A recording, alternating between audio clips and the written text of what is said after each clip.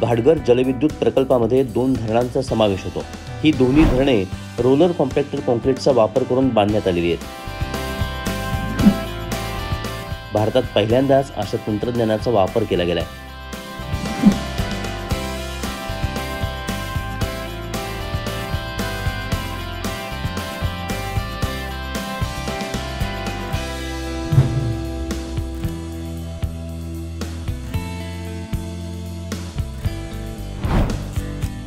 प्रकल्पाचे ऊर्ध्व धरण हे 15 मीटर उंचीचे असून ते गोदावरी नदीची उपनदी प्रवरा नदीवरती अहमदनगर जिल्ह्यातील घाटगर गावाजवळ, तर निम्न धरण हे 86 मीटर उंचीचे असून शाही नाल्यावरती ठाणे जिल्ह्यातील चौंढे गावाजवळ बांधण्यात आले।